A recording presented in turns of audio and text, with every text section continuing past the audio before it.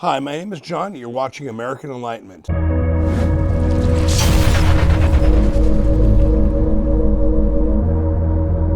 Why don't you guys introduce yourselves, starting off with... Hi, my name's Kaylee. My name's Nicholas. And today, we're going to be talking about an incident that happened with us. We're all related. This is my son and my daughter. My other son's not with us right now, but he was not a witness to this. In 2017, we had a car ride. We were coming home, and we all saw something. Okay, so Nicholas, we were in my old Lexus, and we were going along, and then you said, "Hey, what is that?" And why don't you take it from there and describe what started this whole situation? I had saw outside the window of the car when I was sitting in the back that a flying object was going through the sky, and it looked a little too weird to be a normal air balloon and stuff, and I pointed it out to you, and it was just moving a little too quickly and a little too erratically. Okay. It had a spherical shape to it, and it was all red, and from even what you mentioned, it had like a bit of a energy ring going with it. Okay. It was all weird. And then initially, I remember it was kind of funny because we're kind of a upfront family. You said, "Hey, do you see that?" And I said, "See what?" And you started getting irritated with me, and you go, "Do you see that?" And I said, "What?" And then you put your hand on the back seat past my head. "Did you see that? It's right there, ding, ding." And you pointed, right? Yep. And when you pointed, and then I saw this little like black dot moving very consistently. And it was just weird how it was moving. And then I remember I pulled the car over because it flew over us, directly over us. And I opened up the sunroof, right, to the Lexus. And I tried to take a picture of it. And as I was using the camera phone, this was in 2017, as it was going over, the camera phone would not work. Yeah, it would not focus in. It was having a difficult time trying to focus. I couldn't, what was in the focus, I couldn't get to click to take the picture. It wouldn't do it. When we pulled over, I jumped out of the Lexus, and as I got off to the right, I was able to get a picture of it after it went like this above us, and I'm looking at it, and then it's off over here to the right, and then I was able to take pictures of it. I managed to get 8 pictures of it. And so, Kaylee, you were, by the time we pulled over, you were asleep. Yeah, I was. All right, this is kind of comical, folks, okay? So tell them your spin on what happened when you woke up. I mean, I thought we hit a deer. we lived in a rural area. Very out by the wilderness. mountains, okay? I was like, are we okay? Did we hit a deer? Is it still alive? Why is he on this side of the road? And then what was Mom doing up in the front? I think at that point you had crossed over in the road, and our road's very dangerous. It's called Death Hills as a nickname, and she was freaking out about the fact that you were on the side of the road. It was not a great spot to be, and you were taking pictures, and she was like, "Get out of the road." Yeah. But not that we, we're having this once in a lifetime opportunity to see a UFO, UAP, whatever you want to call it. Okay. Not that this was, she was more worried about going home and just, doing her normal day. She didn't care. Yeah, she was also worried about you getting hit by a car for a UFO. Yeah. Well, and so, all right, so describe, okay, so you saw it initially. Okay, so it was flying along. I didn't catch the part where it zigzagged. Kaylee said the same thing. Yeah, initially when it was flying up above the car, when I was pointing it out to you, once you had gotten your attention to it, it had done a little bit of a zig where it went up and down. Okay. Yeah, it went up, down, kind of like that. Pulling over? Yeah, as you were pulling over. Oh, okay. And after you had gone out, its speed had also changed from being slightly quick to slowing down.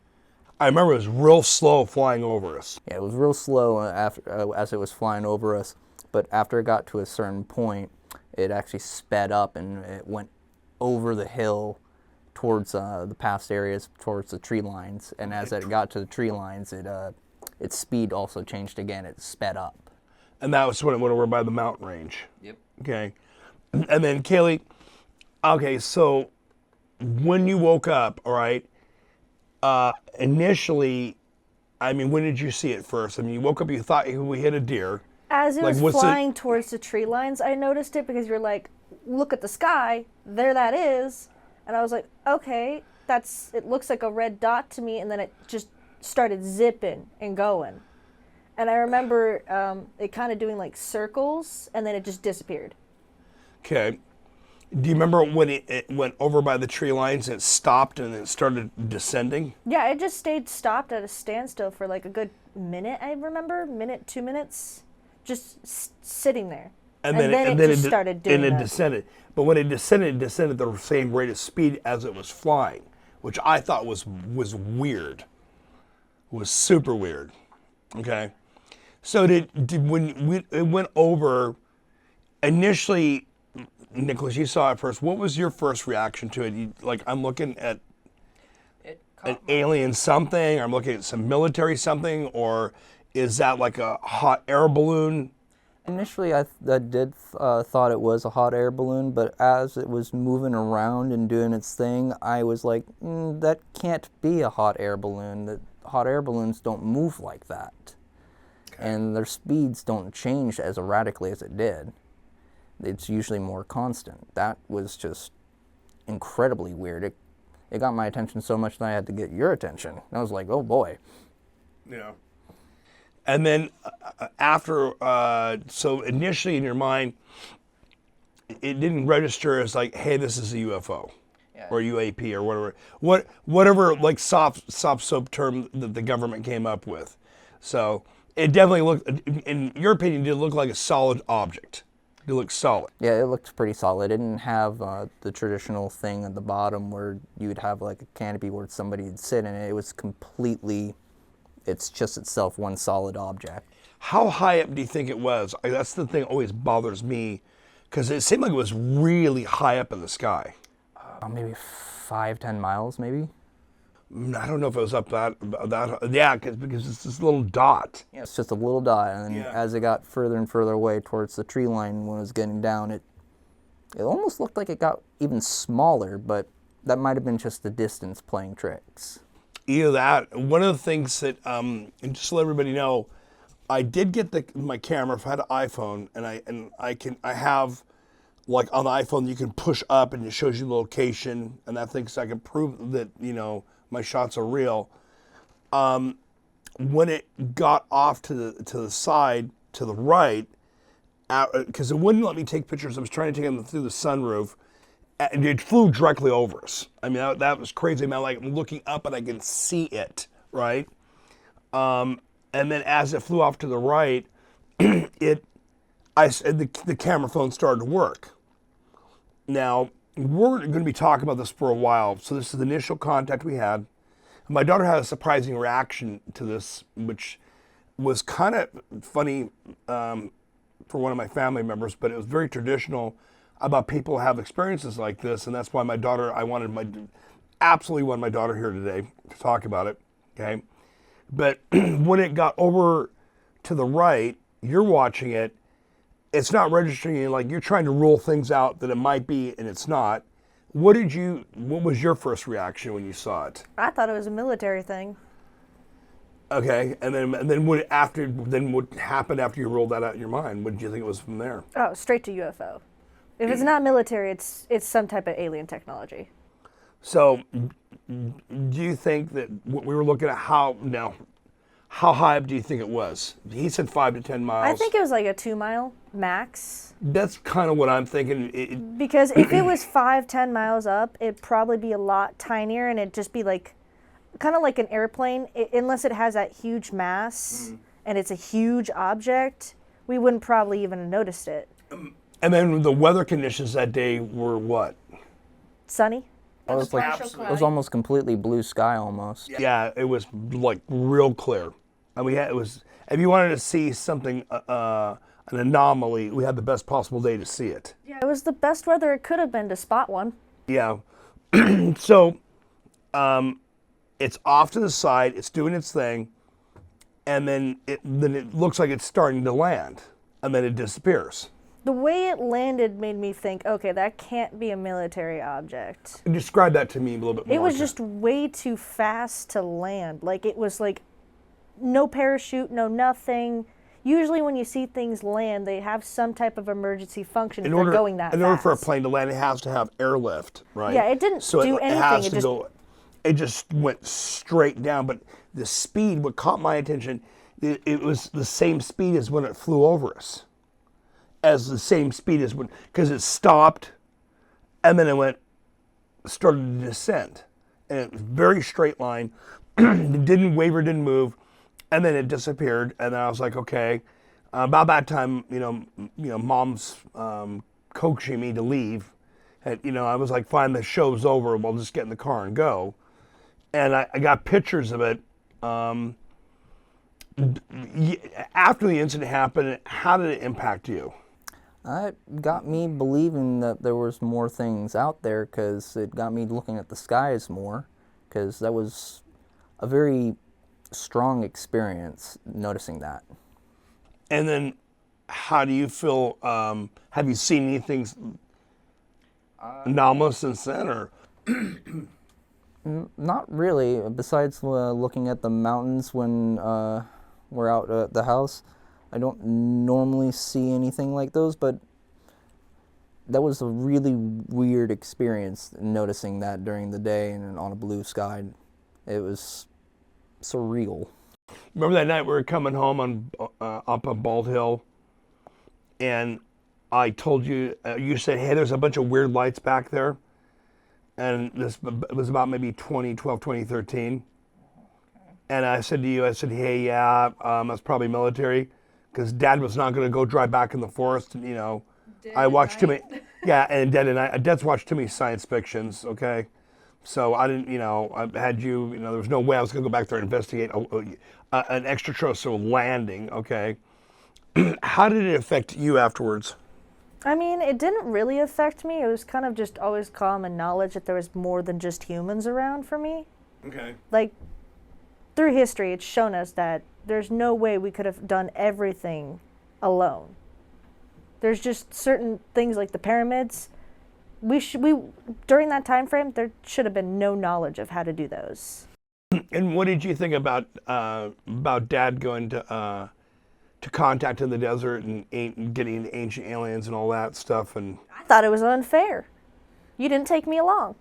Well, we'll have to go, and you have to go with me next time. I remember when this was kind of funny because this is comical. My daughter's a very animated woman. We were in front of a group of people. I mentioned it. You were like, I don't know what we saw. And remember, you were like, for the longest time, did not want to talk about it.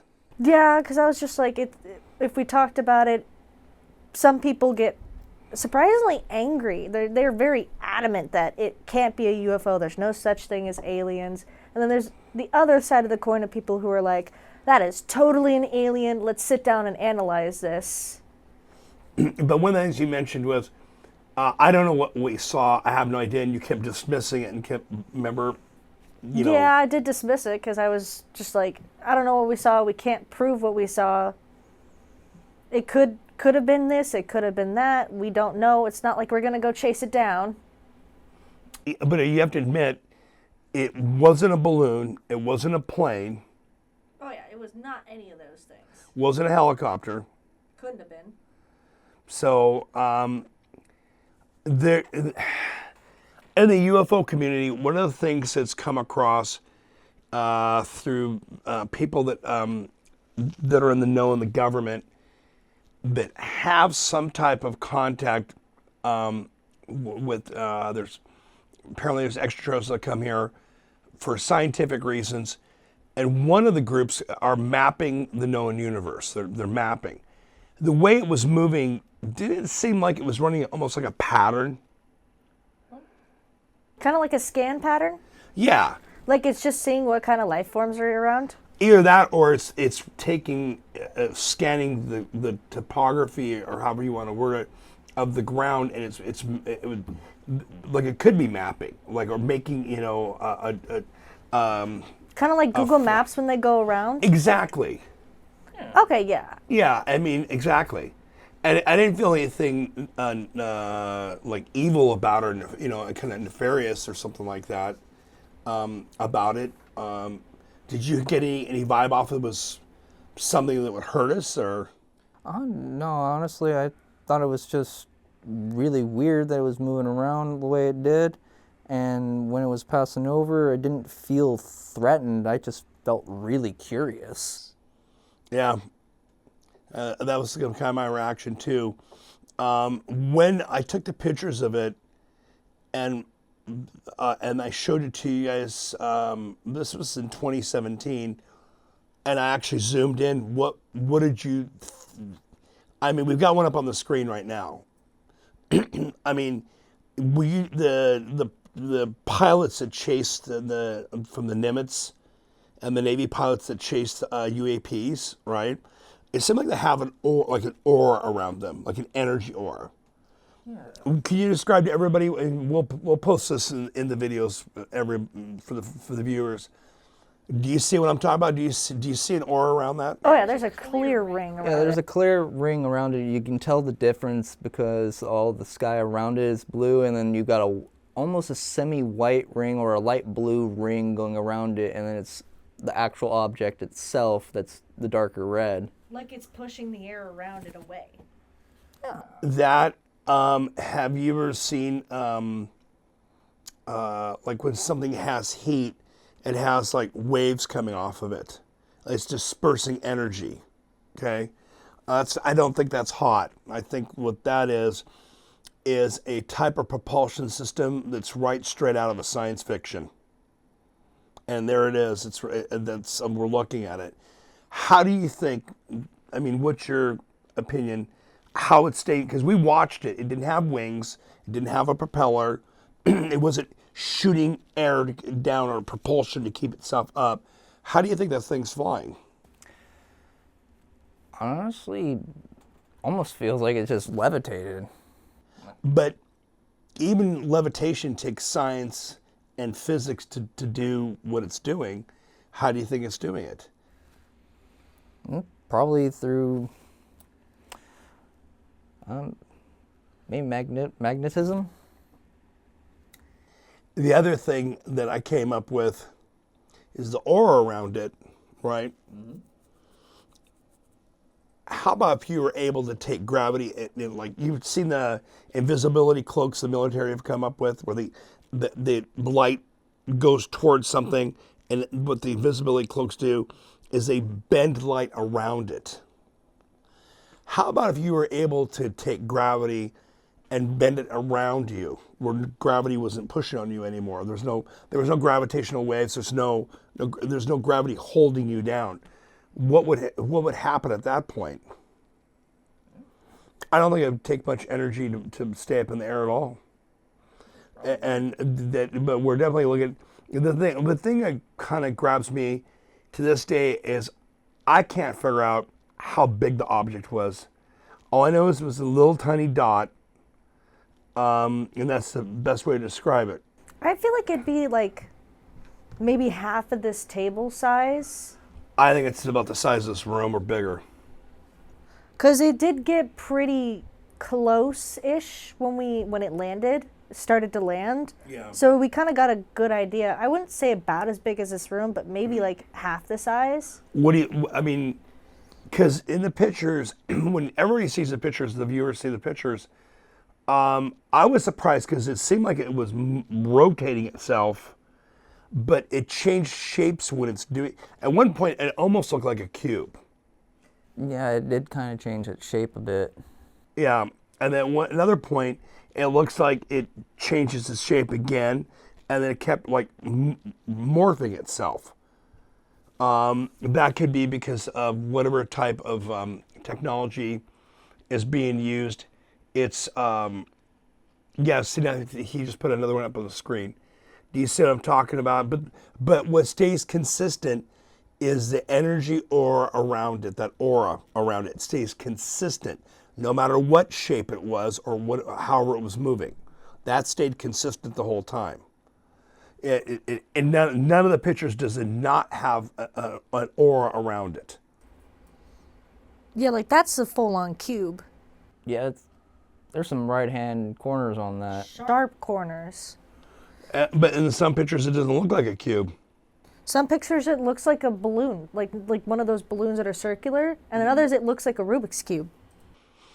Do you think possible? See, that's when it got off to the right, but when it allowed me, I could take pictures of it, and that's pretty high up in my opinion. See, that's why I thought it might be like a mile to 2 miles up in the air. Yeah, it's hard, after all these years. Planes look bigger, and they're about like 20,000 feet in the air, 30,000 feet, if I'm correct about that. Yeah, that's correct. So with that size, and if it was smaller than a plane, which it definitely was, I'd say 1 to 2 miles would be about right. If it was a plane, and we were seeing it that big, we're probably talking about something the size of 1,400 square feet. Do you think that's piloted? If it was, the fact it changes shape would make sense too. Well, but why it was piloted, why do you think it's morphing and changing shape? Depending on what they're doing at the exact moment. They could be scanning for things, they could be scanning life forms, depending on the certain... Either that or maybe they're cloaking themselves to look like something else. So changing with the surroundings. Yeah, in the Navy fighter pilots, what I noticed is they used FLIR cameras, and that the difference between catches the difference between hot and cold. Okay, and Toby's going to throw up on the screen some of the images of what the Navy pilots were chasing. There you go. That's a perfect one right there. But you see in the pictures what's consistent in the naval pictures? You said energy aura around it? Yeah, exactly. Still has it. It's still, no matter what, you watch those videos, no matter what happens in those videos, the energy aura stays consistent in those videos. Some different videos, you don't see that energy aura around some objects. But then again, at the same point in time, I mean, I've heard multiple different stories about what's going on here. There's different species that come here. But one thing, I mean, I like to, draw an analogy to something. We all drive cars, right? And well, there's electric cars now, and there's hydrogen-powered cars. But let's say everybody, 20 years, we're all using gas-powered cars. But our cars look different, and there's some fancy ones, and there's some basic, but they all use the same propulsion system, combustion motors. So I think what we're looking at is somebody with a lot more knowledge than we have has come up with a way of bending gravity around objects so objects don't weigh as much, and they've figured out a way to move gravity around an object. So therefore, the object has virtually no weight or no weight at all. Because I don't think if they're that advanced, they have an exhaust that makes it where they're seen pretty well. It depends on, I mean, you have, if you're traveling in between solar systems, one of the things that could be with propulsion systems is like a wormhole Rosenstein bridge, okay? And that's your bending time space, and you're actually making a tunnel. Other propulsion methods are called gravity well propulsion, and you're bending time space in front of a craft, right, and making a tear in time space. And at that point in time, the gravitational waves are pushing you forward, like if you had a bathtub and just pull the cork, and there's a funnel starts, and you place something in the funnel and it just gets sucked down real quick. It's the same type. It's a very similar principle, but you're basically there's also very primitive ways of getting around the stars. One would be solar sails. Actually, you have like mylar or some type of material like mylar, about 2 or 3 miles of it, and you attach a spacecraft to it, just like you have a sail ship, and you catch solar waves, and you catch that, and you're moving it near, close to, most likely close to the speed of light at that point. Kind of like airplane jet streams. Basically, a lot of people in the, what's funny is the moon landing pictures. They go, well, how's the American flag, flapping, or how's the American flag, staying up, like how, in the moon landing pictures. And I know a lot from when I was a kid playing around with science projects. Basically, not hot air, but heat creates waves. And you have, objects that will catch it. One of the things that a lot of scientists are playing with the idea of propulsion systems are using like sails, where you would actually catch like heat waves from a star, and that would take the craft forward. And it's basically all it is it's a very simple way of propulsion. And it's been proposed many times by many different groups.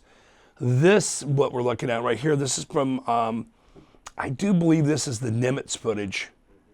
Is this the Nimitz footage, Toby? Okay. That right there, I mean, compared to what we saw, that object is definitely much bigger and much different. Okay. Yeah, it's a completely different shape. But one thing, what do you see around it? An aura. An aura. Yeah, another energy ring aura. Yeah, another energy ring around it. And so I thought it was amazing. 60 Minutes is a well-recognized news magazine, investigative reporting. There's an old joke that you would never want 60 Minutes showing up in your lobby because, if you're a dirty, nefarious character, as 60 Minutes investigates you, it's not a good thing. I mean, if you're a bad actor, I mean, they're going to expose you. But 60 Minutes devoted a full episode, and I watched it, and they went in depth, and there's people in the government that quit their positions in the government because they had found proof that this was going on. And so what we saw that day, what you're seeing right here on the screen, this is what Navy pilots recorded, and they actually chased this object or phenomena or whatever you want to call it. And he couldn't get anybody listening to the government. So this gentleman by the name of Luis Elizondo quit his position, resigned, and brought this public. So, again, what we saw that day, we don't have any proof of what we saw, but what we saw doesn't make conventional sense. Now, I remember one time, it cracked me up, your reaction. Like, I remember, Kaylee, when we saw the UFO, I'm sorry, UAP, or however you want to word it. I'm used to saying UFO. And your reaction was? Honestly, I don't remember. I was half asleep when you woke me up, and you were like, "There's a UFO. There's a UFO." Yeah, but your reaction but you did see it land. You saw that much of it, and you saw like the last piece of it. So you did have a sighting of it, but your reaction, and people, I don't want people to think I'm crazy. I remember you saying that. Oh yeah. I was not going to talk about it. That's not going to happen. That's why I wanted to interview, right? Because your reaction, a lot of people historically in the 50s and 60s, people would see things and literally people camping saw things, or people somewhere, and they all turn on to each other and say, "We're not going to talk about this." And because they don't want anybody to think they're crazy, or they're lying, or they're making something up. Okay? So I want to go in more in depth a little bit about what made you feel that way. I mean... well, majority of society, up until, 3 years ago, didn't acknowledge that that's a thing. People saw it. It didn't matter if there's 50 people who saw it or 5 people who saw it. All of them are crazy. Or all of them just saw something that was perfectly explained in a certain way. You don't say you see aliens. It was not, oh yeah, that's so cool. You probably just saw something else. And if you keep insisting that you saw something that was not from our planet, you're crazy and you're weird. And I'm going to avoid you now. Did you know that I went to Mount Adams this summer and went looking for UFOs? And every night I was there, I saw something. The first night was off the rails. The second night was not as good as the first night. The third night was not as good as the first night, but there was more activity. And it almost seems to me like somebody has got a cloaking technology that's well beyond ours. I watched it. I watched objects like just flicker away and disappear. I watched objects like, show up, pause, zigzag, and then all of a sudden just flicker away and go into nothingness. So I went with a friend of mine, her children, and I'd been there before. And I went up, was it 2019? Actually, no, it was 2020. Yeah, it was the year of the plague. It was COVID year. And it was cloudy. I didn't get to see anything, but I got a sensation to come back. And so I always thought I would. And then I got a Christmas gift for one night up there. Expanded it, upped it for a couple more occasions. And for a couple more days and just stayed. So let me ask you this. Say if tomorrow, let's back this up a little bit. Back in 2020, a little bit before 2020, President Donald Trump, when he was in his first term, enacted a new branch of the military called Space Force. Why do you think he would enact something like that? What is Space Force? That's a good question. Because we have the Air Force, right? Okay.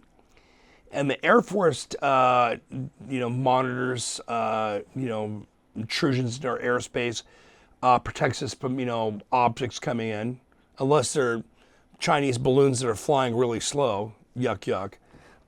That seemed to get, across the United States pretty well before anybody noticed it. But what I'm getting at is why now he enacted that? Why would he do something like that? And at the same point in time, your question is, what is Space Force? That's actually a really good question. One of the things that I find odd about the logo for Space Force, it's very reminiscent of what you would see from science fiction from the Star Trek Federation of Planets. It's very reminiscent.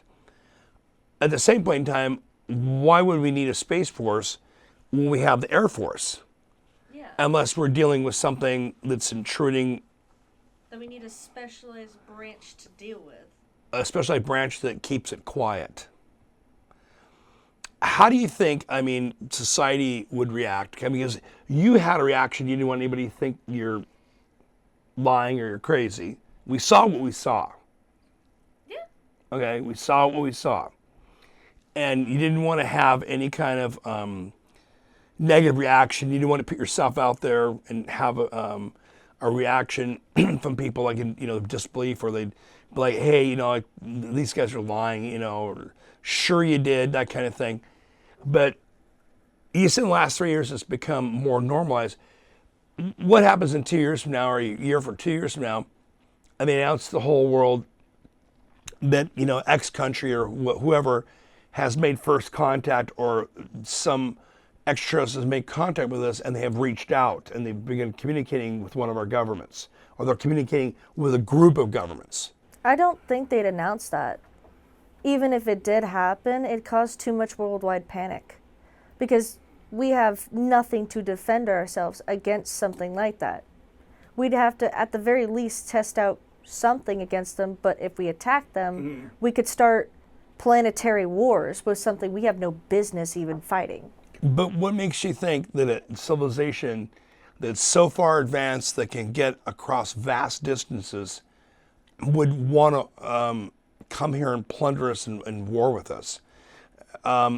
Because people always go to, because you're thinking in terms of human history and in human interactions. What happens if this is just purely scientific and they're just exploring and they're mapping?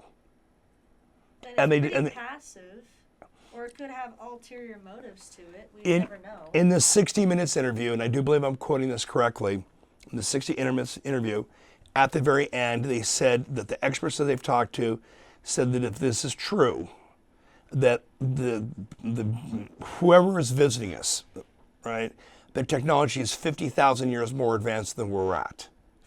So picture what we have now with computers and how fast computers are moving mankind's knowledge forward, especially quantum computing, which is a whole new ballgame.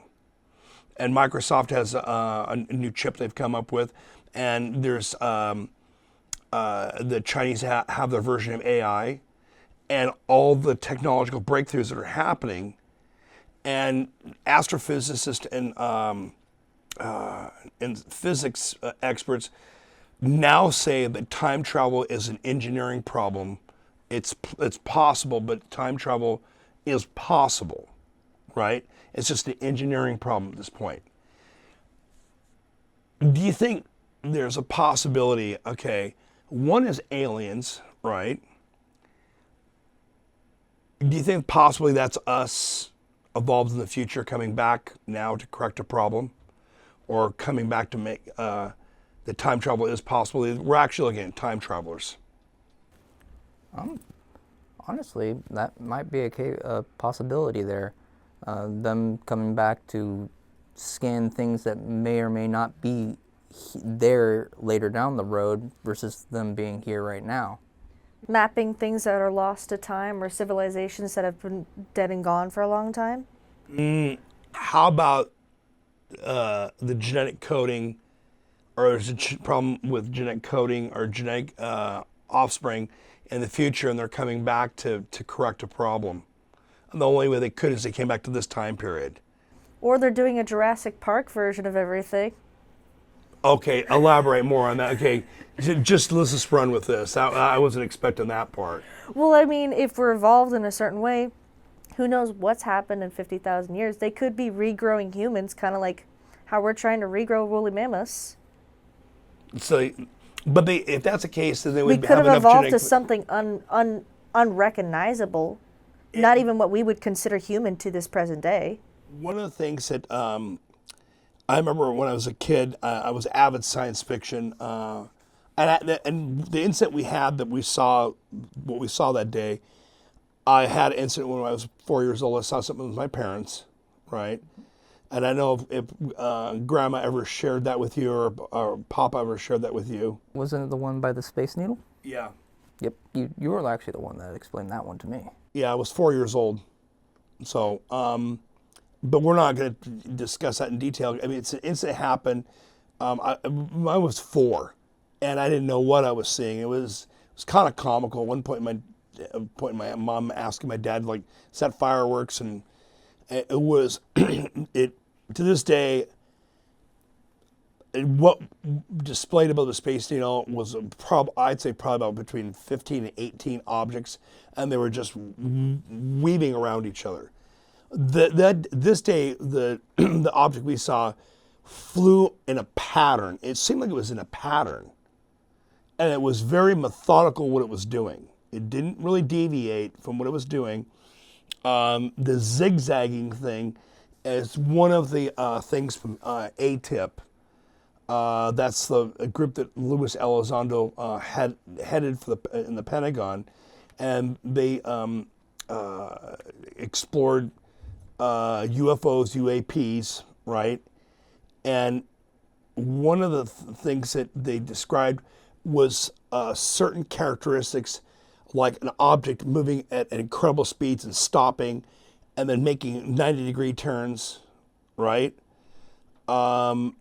and then also making movements that a helicopter or airplane would be impossible, or a jet.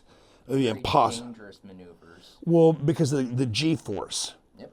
The day you saw what we saw, that to me the object wasn't moving super fast. Sometimes, because when I was pulling over, I was not paying attention at that point. Okay, you said it zigzagged.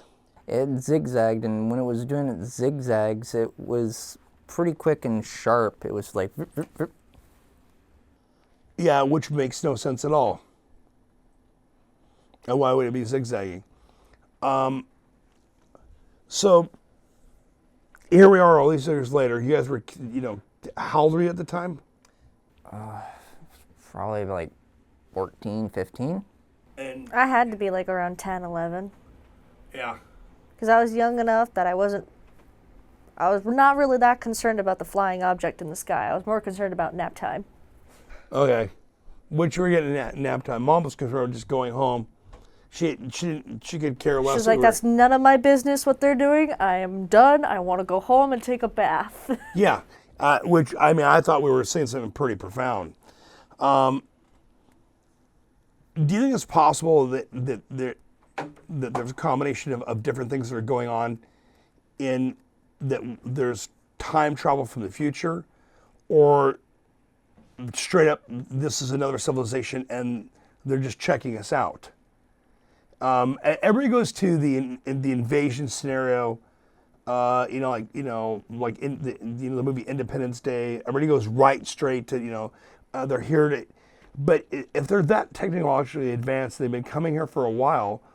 And if they were going to do anything nasty to us, my opinion is they already would have done it. Well, I mean, to be fair, they could be just looking through periods of time in our history and determining whether or not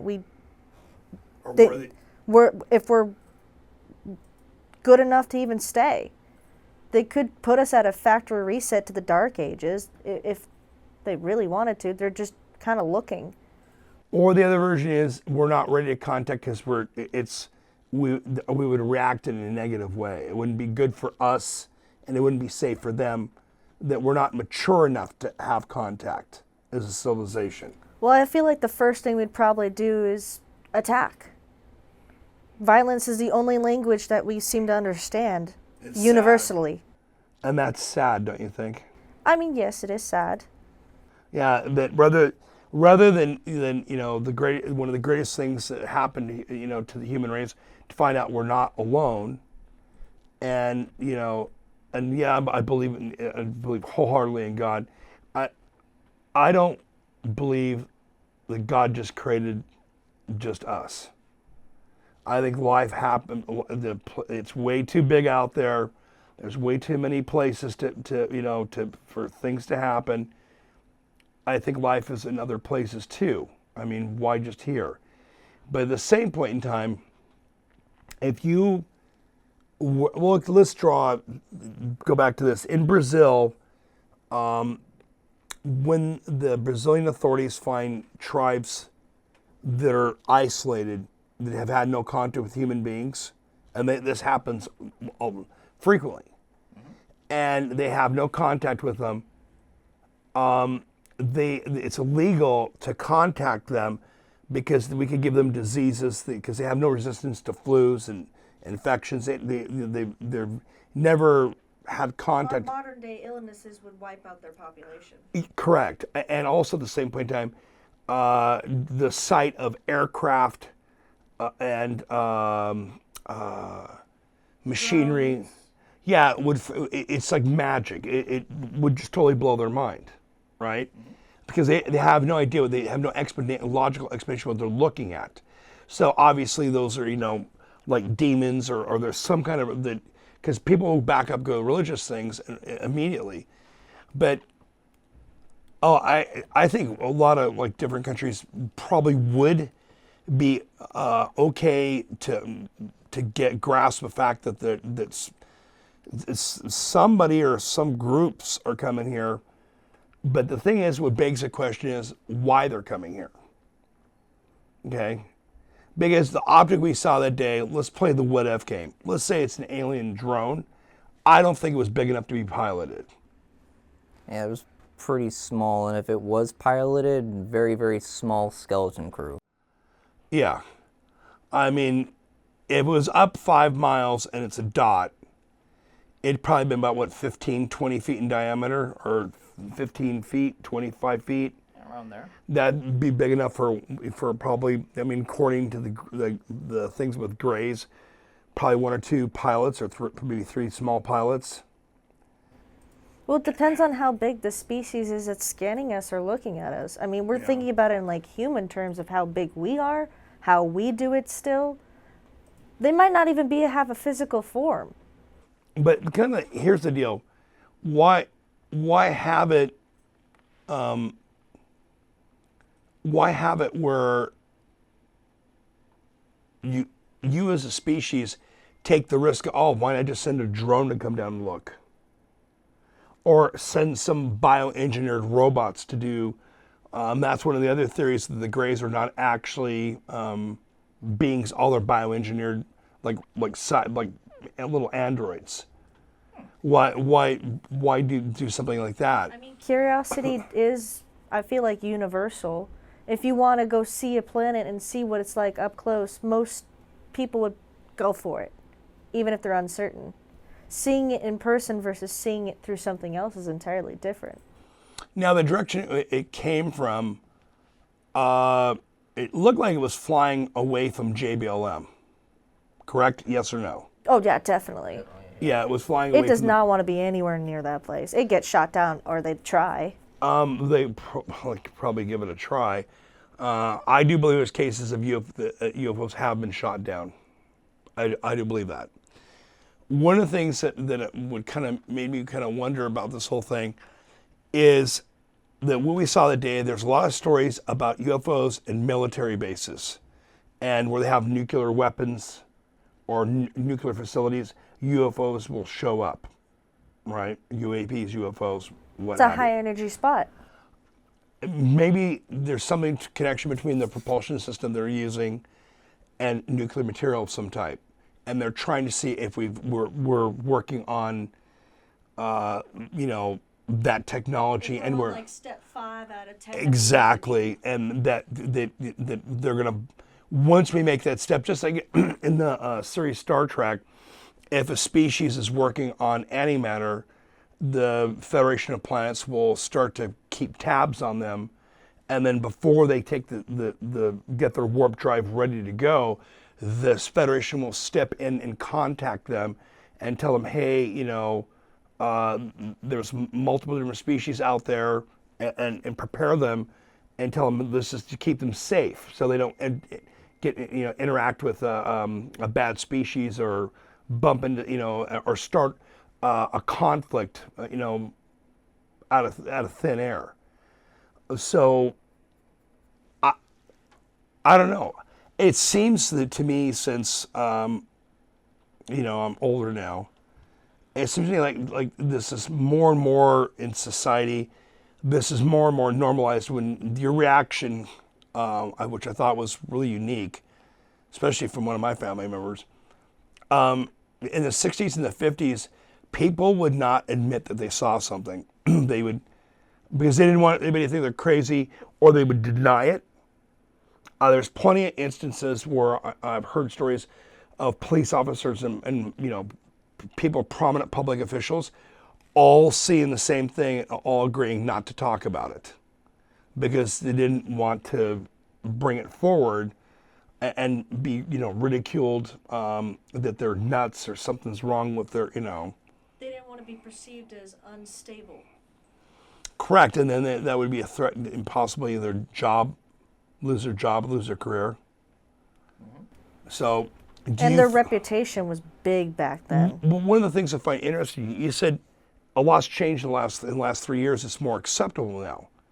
In my opinion, in the last 15 to 20 years, it's dramatically changed, where it's way more acceptable. Well, I say it with my generation. Correct. You've had a longer of a time for your generation to see more of these things happening, how proof and evidence has become more solid. It's not just some guy in a Sasquatch costume in the middle of the woods.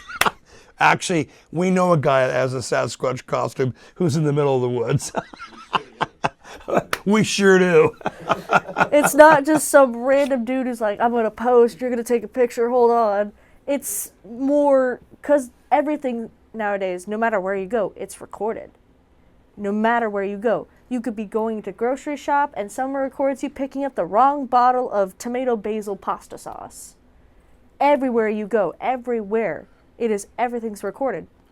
So it's now more easy to find sightings and prove it's correct and it's actually legitimate in my generation.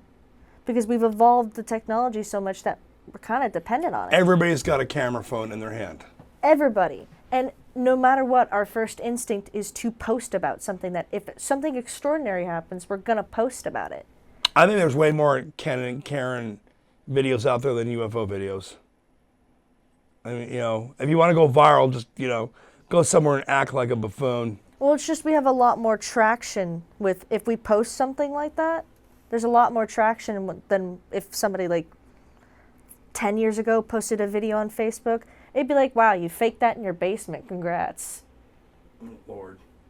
Nowadays, it's, oh, wow. You can gain millions of people seeing it all at once versus the 500 that would have saw it 10 years ago. How would you feel like if you popped the news on one day and, the president, whatever president might be, at this period of time, popped on and said, yeah, we've, been in contact with an alien species, and prepped us. How would that make you guys feel? It wouldn't bother me either way. I mean, it's kind of just a fact in my head that there has to be other things out in space. There has to be. There's no way we would have advanced as far as we have or had some of the technology that we've had in our lifetimes and in ancient lifetimes without extraterrestrial help. It'd just be another fact of life. Or sparking us to go in a certain direction. Yeah, like a nudge or a push a parent gives towards their toddler to say, hey, do this. A little bit of a guiding hand. Okay. Because think about it, the pyramids, like I brought up before. Do you think ancient Egyptians would have had that knowledge just on their own? How to make those sharp cut corners, how to get those blocks up there, how to actually properly build something that can hold its weight like that for thousands and thousands of years to come? One thing that blows me away is how fast they built it. The other thing, too, is men will teach their trade or their skill to their sons. And I'm trying to be chauvinistic, okay? But I'm saying traditionally in history. It's almost like that knowledge of the pyramids was just like lost. Like nobody knows how to do it. But if you were a primitive person and somebody handed you a tool and say, here, use this, like you can grind rock down, it'll do this job. But yet you didn't know how it worked or what have you, and then one day they just took the tool away from you. You don't know how to make that tool. You don't even know how, like right now, with that object we looked at, no matter what that object was, okay, whatever that object was, we have only like wild theories about how it was flying. I don't know. I have an idea or ideas of how it is propelling itself and how it's staying stationary and how it did what it did. But I can't prove any of it. If we could, this wouldn't have been a conversation. It'd be national news. Well, it's funny because I do believe, I don't know if I'm quoting correctly or not, but a major college that runs a research organization proposed that because of the amount of sightings and the frequency, that there's alien civilization here on the planet. They're in a stealth civilization. They're hiding from us. So if let's play the what if game. Let's say you're an alien civilization and your sun went supernova, or your planet was uninhabitable anymore, or you're traveling for a long distance and you were refugees. I mean, basically you had nowhere, your homeworlds were something happened, war, whatever, okay? And you came upon a primitive civilization and you knew that you're just by making contact, it would, throw the culture, throw the planet into chaos, and a lot of these beings would harm themselves or try and harm you, and there'd be chaos. It'd be another planet that gets decimated. But if you could go there and hide and keep yourself like hidden, and maybe cut some deals with some of the local governments for exchange for technology, and keep yourself cloaked, in other words, you stay hidden, and and exist. The other side of the planet is all water. Be a great place to hide, wouldn't it? I feel like underground would be a great place to That's hide. another place too. But a lot of the Navy folks all have sightings of UFOs, or they call them something else now because they're in the water, and they're coming out of the water, or they're going into the water. There's things of UFOs about going into mountains, like they just go right into a mountain and disappear. Okay, and I can explain about quantum mechanics and atomic phase variance, why that's possible, but that's right out of science fiction. My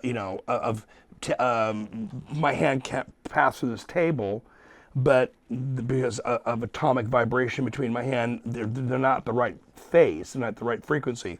But if I push my hand on here for about 1 million years, they'll sink, and my hand will go right through this table. So let's say you have some type of technology where you can make it sink at will. I could go right through this table, or walk through it, or push my hand through it, or guide a craft through a mountain. Kind of like the Flash? Again, science fiction. Yeah, I mean, something like that. And what's funny because all that's just science fiction. Well, a lot of science fiction that you saw in the 40s and the 50s and the 60s is actually science facts now. I mean, with SpaceX, which I'm a huge fan of those guys. Elon Musk is, I don't know if people like him or dislike him, whatever. But he gets things done. SpaceX, where you have a booster, it comes back and it lands, and then basically 2 forks come out and just grab it so they can reuse it. That's like right out of sci-fi. This SpaceX Starship, they'll go to Mars. They had, in the 50s, they had sci-fis of these big, huge rockets, and they'd show the astronauts and ladders going in between the different levels, and what have you, right? And they had like a huge pilot crew cabin. Okay, that is now science fact because SpaceX has made the Starship. Okay, we're one discovery away from getting away from rocket fuel and going to ion propulsion, and SpaceX is working on that. We're right on the doorstep of getting it. Other countries are doing it too. I didn't think in my lifetime I would own a car that could drive me home. I just punch in the address where to go, and it drives me home. I didn't think any of that was possible. Or you can talk to a computer, excuse me, and tell it what to do, and then it'll do it for you. That I didn't think that would work. But for propulsion systems, for again what we saw that day, it's one breakthrough away. Okay, it's one breakthrough away. And yeah, Dad, been interested in science fiction, all that his whole life. And I was always surprised with your action about that day, what happened. When I brought it in front of people, I was like, hey, Kaylee, remember that? And you're like, I don't know what you were like, I don't know what you're talking you wanted nothing to do with it. about. I didn't see nothing. Yeah. I'm blind. Nope. Yeah, you didn't want anything to do with it. No. You got labeled as crazy, and I was not about to deal with that. I will admit it plainly now, but back then, in school, anybody caught wind of that, it's instant. You are uncool. You are not somebody you're somebody who's weird and creepy. Because they labeled, back then it was more like what people thought, extraterrestrial. You mean like Sasquatch and Chewbacca, things like that, where people kind of correlated like that. They're like, that's just Star Wars stuff. Let me ask you this. If we're being visited, why do you think they're coming here? Let's start off with Nicholas. Well, First, they're not here to do anything violent, because if they wanted to, they would have done it already. So I'm more or less leaning on the research side of things. They're just doing it to scan things here and figure out what we have and what we don't have. Okay. Kind of like galactic anthropologists, like they're studying different species. Yeah, they're scanning for different species and seeing if we have probably common things that are in with them, see if they can take advantage of what we have or if we can offer them anything. But why always go to the take advantage part? What is there to take advantage of? If they want resources, gold or palladium or platinum or energy resources, there's plenty of planets out there they could mine or could do whatever they want to go do. I mean, bio stuff. According to what I hear from the UFO community, from what I've heard that government people said they've had contact with them, life in the universe is incredibly rare, like incredibly rare. And they're worried that we're going to destroy this planet because this is one of the unique places where life formed. It's incredibly rare. So, any more you'd like to elaborate? I think we're a zoo planet. I think we're pets. Nice little pets. Okay. That's either that or they're researching us and could be something that's aggressive, it could be something that's passive, or it could just be they want to know exactly what and how we run. So if we ever become something, they know how to treat us. Meaning, How we evolved, they know how our entire, like, when you go up and greet somebody in another country, you tend to learn their culture, their customs, how they interact with you so you don't offend them. okay. They're learning that. So when we do become big dogs and we go out and venture and we start barking at every little bush, they know how to calm us down or talk to us. Okay. So in other words, by the time we figure out how the propulsion system works, in other words, it's the first contact scenario from Star Trek. Yeah, they can figure out if we're going to be evolving into an aggressive species or a passive or kind of a in-between where we can't become aggressive or we can be passive. It just depends on how you're treating us. Okay. Because that first contact is really important because we're a very trigger-happy planet. Yeah, unfortunately we are. Where violence is our common language. It's universal for us. Everybody goes to violence, no matter what type of person you are. Eventually, you can find that button for anybody. Okay. And they're trying to probably map out exactly how far can they go before they push us too far and we lash out because we don't understand it. So you're out in a rural area. Let's say you're driving home late at night and all of a sudden you see an object and it just hits a field and crashes. And would you go out and this is not an airplane, would you go out and help? No. I keep on driving. And what would you do? I go home, And then? go to bed. I'm tired. I did not see what I saw. Okay. Okay. What would you do if that happened to you? Probably on the same page with Sis here. I wouldn't go out and adventure it. Okay, let's roll that to a different thing. Let's say it's a small airplane and you know it's an airplane. What would you do? I'd go and help immediately Oh, okay. because I can identify it. It's something my brain recognizes as that's probably something I need to help with. Okay. Because when you see an airplane crash, you think, oh, there's people on it. Someone had to be piloting that. I need to go check that out. And also it helps that we live near a military base, so that makes sense in my mind. It'd be like, oh, somebody from the military just crashed. I got to get there before they burn. Okay. And then what would you? I would honestly go out and probably help and notify that it was something that happened, because it's more in the ballpark of like, fire department, you know. yeah, it's more in the ballpark of what I know to deal with. But if it's something unknown, I don't know what to deal with. Okay. Like I said, trigger happy scenario. Some people take passive routes, some people take trigger happy. Most people, if they found something, like if they saw something that's unidentifiable, it just crashed, and you don't know what that situation could turn out to be, about 90% of people would be like, I'm not touching that with a 10-foot pole.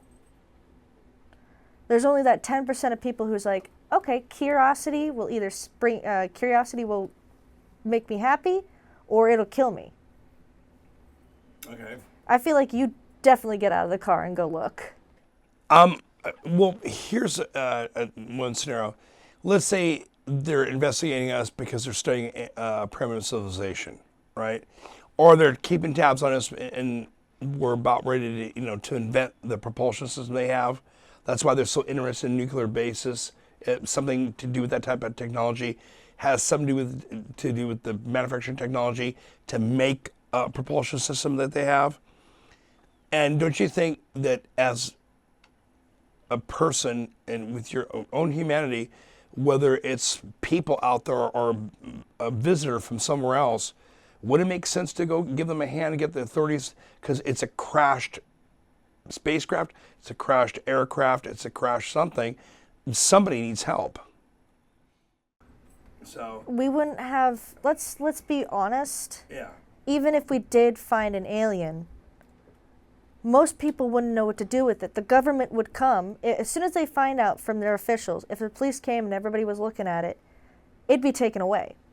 yeah. But the thing is, It wouldn't get help. It wouldn't get help at all. It'd be if you saw a car crash and somebody flipped upside down in a ditch, right? I'd call for help. And there's water running through the ditch, and there's a mom in there, a couple kids, you immediately would go to the help to rescue them. Okay, I raised you guys. No hesitation. Well, yeah, I definitely No help if it's an hesitation. object I recognize as part But the of thing human is- technology. That's what was a famous quote? I do believe the only thing we have to fear is fear itself. So, but it's interesting in this conversation we've had this whole time.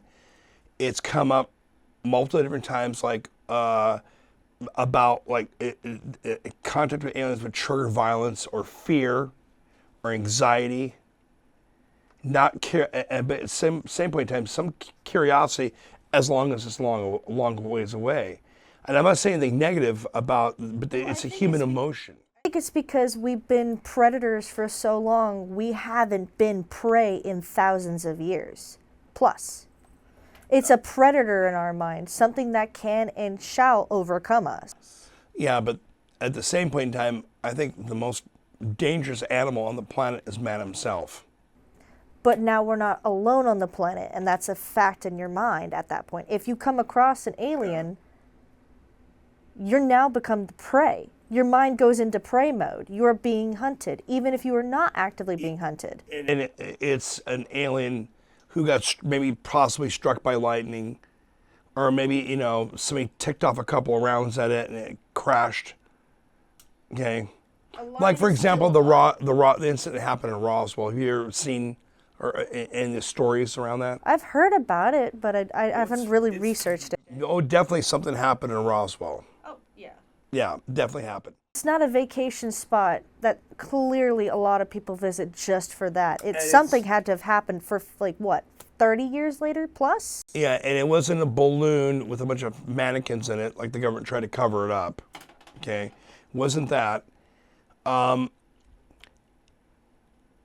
It's interesting how the reactions. I honestly, for myself, I would probably call the authorities immediately, right?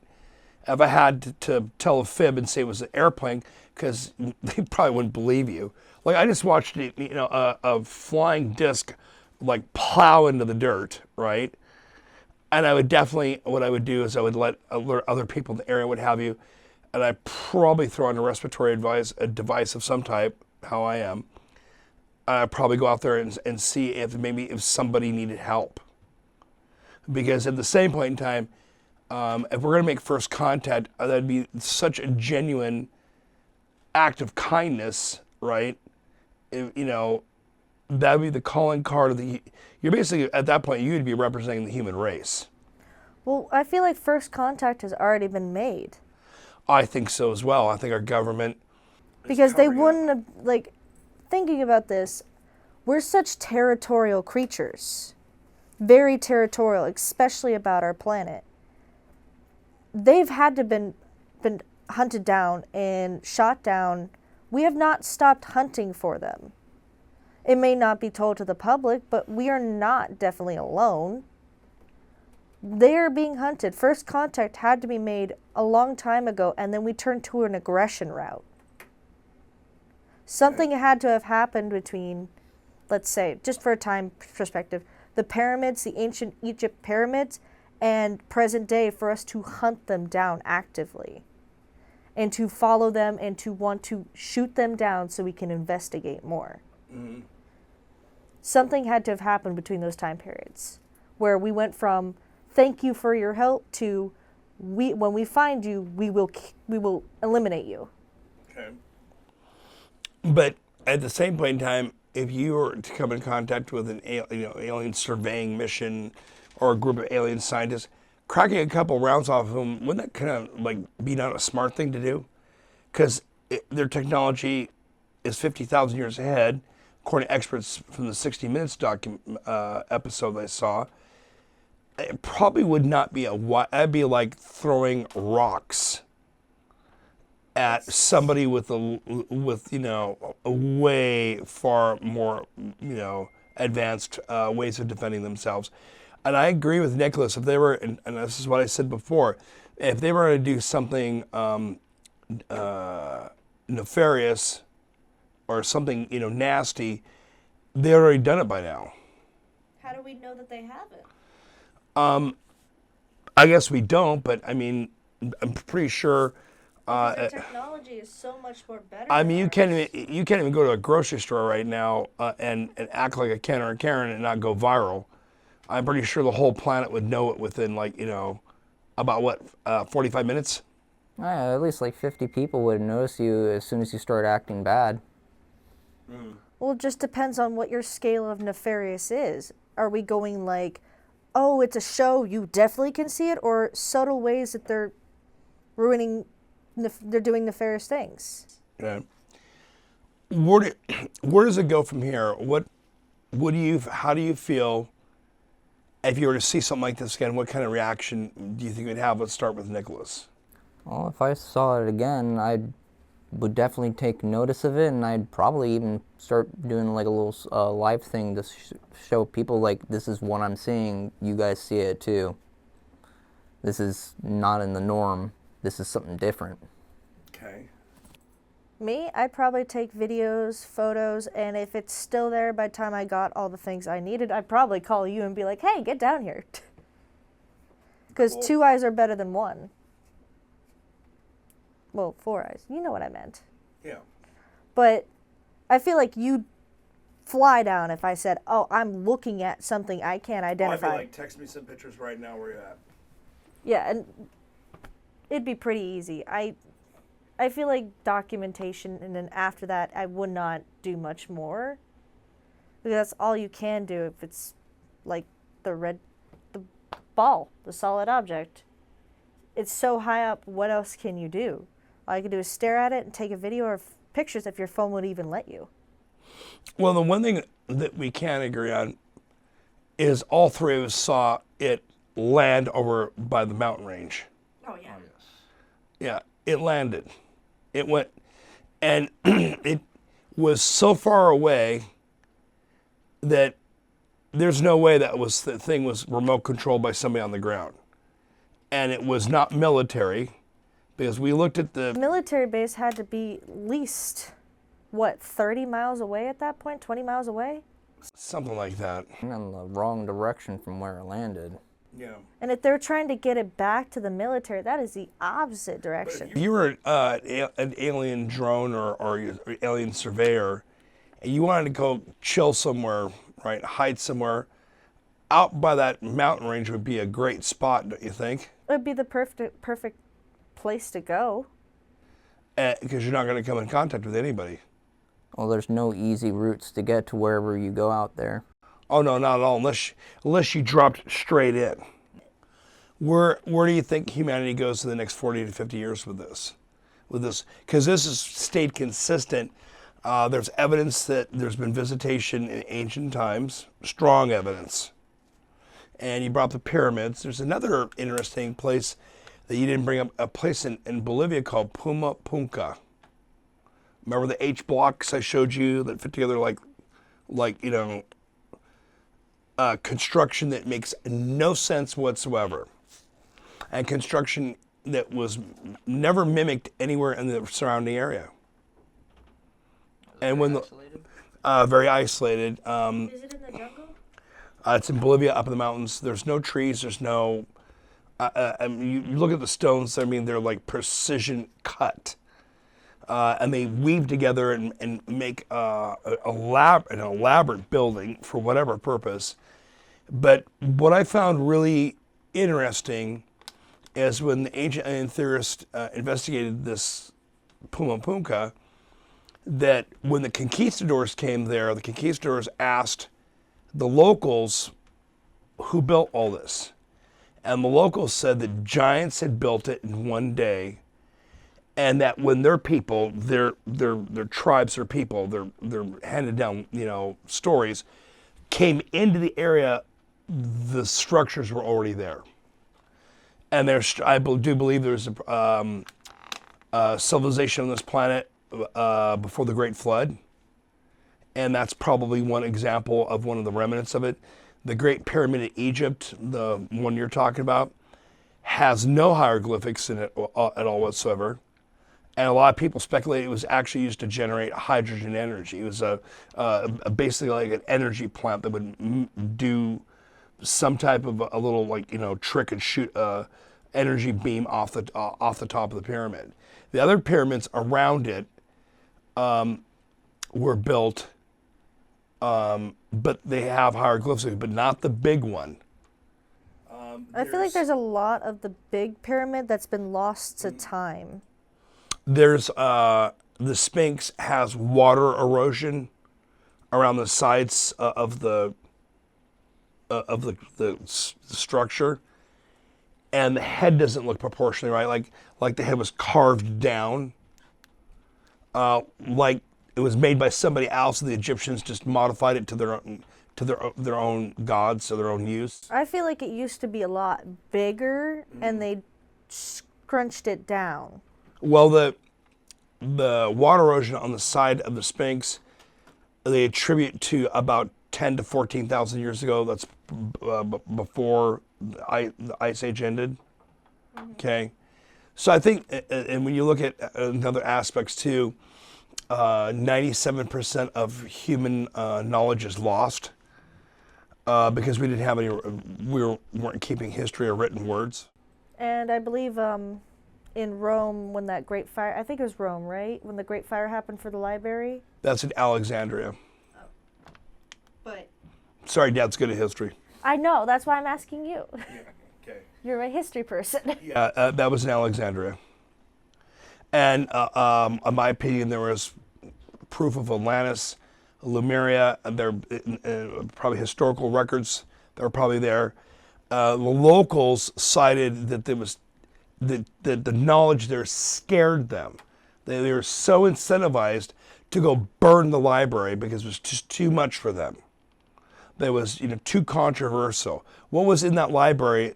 And there was I watched an amazing series called Cosmos, and it was such a moving thing for me as a young man to watch Cosmos with Carl Sagan. And Carl Sagan cited there was a female librarian.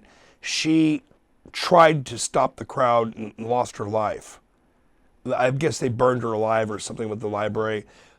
Another example of primitive idiots and doing idiot things, and they burnt the library and destroyed all that knowledge. Well, I mean, looking at it present day, that could have been knowledge that we could have used, but probably at the time, that knowledge felt probably too godly. Who knows what was there? And it fired people up so much that they wanted to destroy it.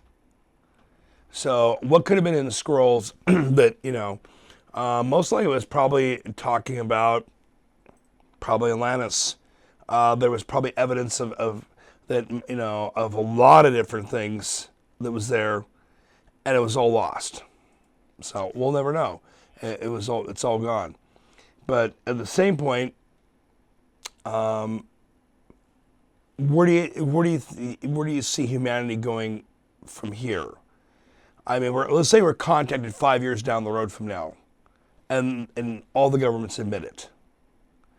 And places like South America, it's widely accepted that their air forces see UAPs, UFOs, UAPs all the time.